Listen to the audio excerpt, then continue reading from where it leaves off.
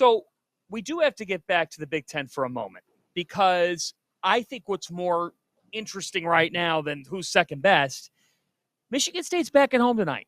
They're hosting Wisconsin. Wisconsin's riding this high off the win over Marquette, and timing is everything typically, right? Oh, Wisconsin will ride the high. Michigan State's going to be angry. They're finally going to break through. Nope. It was an easy one. 70 to 50, easy one. Like to be an easy one. 70 to 57, Wisconsin wins. Here is the stat. This first came in from Jeff Borzello.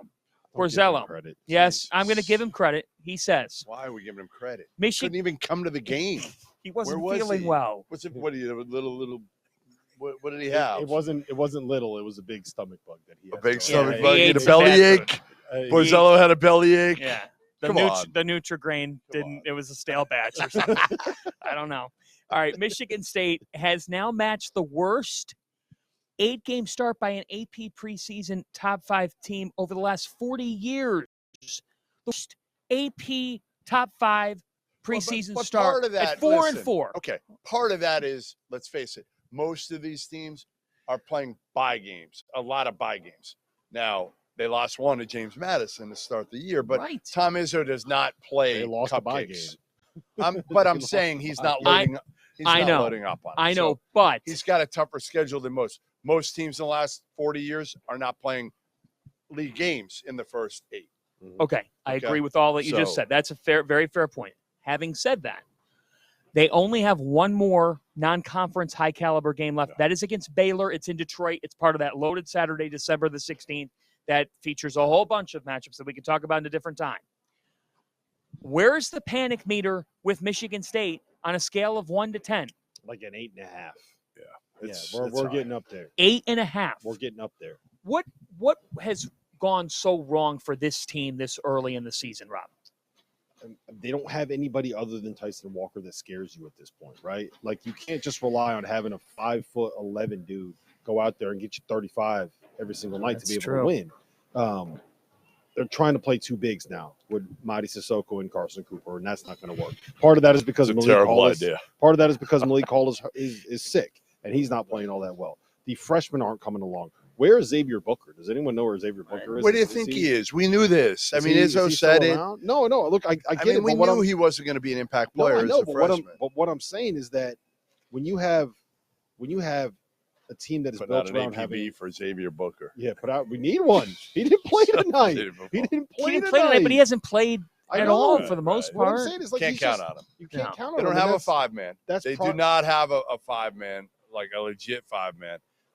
Hogarth was actually pretty good tonight, but generally you don't know what you're going to get out of Hogarth. That's Jaden Akins is still MIA.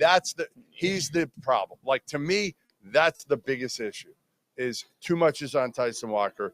We all thought Jaden Akins would make a jump now that he's healthy. Last year he wasn't, and he just hasn't. And listen, when you look at Izzo and you bring back everything, you just assume Michigan State's going to be better. But maybe they're the same team from a year ago for the most part. And they lost their best shooter and leading scorer. Right, which was huge. Yeah, and I think – I don't want to say that we overrated them, because I don't think that we did. I think that when you have a team that is coached by the guy that they're coached by, that brings back an all-conference point guard in Tyson Walker, a guy that is going to be borderline all-conference that we could have projected in A.J. Hogarth, a guy in Jaden Akins that everyone thought that this would finally be the year he broke out. You got a senior in Malik Hall.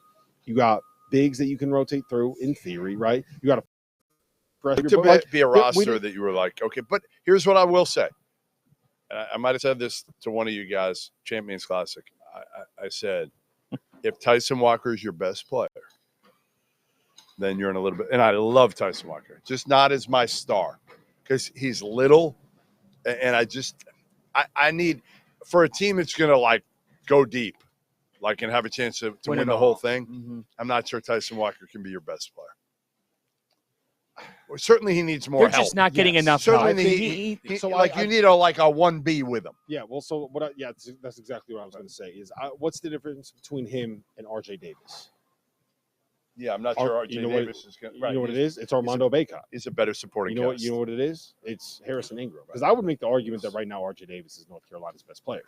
Yeah, he right? has been. Sure. And you have Ingram an anchor, might be right. But you have an anchor in Armando. You know what you're going to get from Armando Bacot every single night. Yeah. You're going to get 16 and 11 from him. Yeah. He's going to be big. He's going to be physical. He's going to wear down the other team's opposing big. They're going to get him into foul trouble. Harrison Ingram has been terrific this season. So Tom Izzo has no idea what he's going to get out of anybody not named Tyson Walker. Well, we know what we're going to get out of their bigs this year, and that's the problem. Saying. Which is a problem because and the bigger problem he didn't is go to the portal. Yeah, that's it. He didn't. You go can't to count the on portal. freshman and bigs. Izzo, he's gonna fight it. He's gonna fight it. He's gonna fight. He's gonna be loyal to his guys. He's not gonna run dudes off. And ultimately, yeah, it probably cost them because if he got in the portal, I mean, you don't think, oh boy, the Suns owner, Ishbia, would have given him a little bit of coin? Go get a guy out of the portal. They got coin there. Yeah, that's what I'm saying. Like trust me, he could have gotten dudes out of the portal. He decided not to. I would assume next year that'll change. Hey, portaling doesn't guarantee. No, but Cam Spencer would have helped him. Cam Spencer tonight would have helped the Chicago Bulls. Okay, yeah, he would have, and so would Marcus Domask. By the way, hey, portal guys, portal guys, veteran guys, gotta get the right ones, right? Kansas gets Timberlake. Can we just talk about the fact that Cam Spencer is out here with like a 42-year-old father of three vibe with like the black shoes and the white socks, probably can't even dunk, out here just running his mouth getting texts with Armando Bacot. He said that he got rid of the old shoes because I think they hurt his toes or something. That's the most old man thing I've ever heard in my life. I had to get new shoes because they hurt my toes. That's what you would say. Yeah, probably have said it. You had definitely have said it.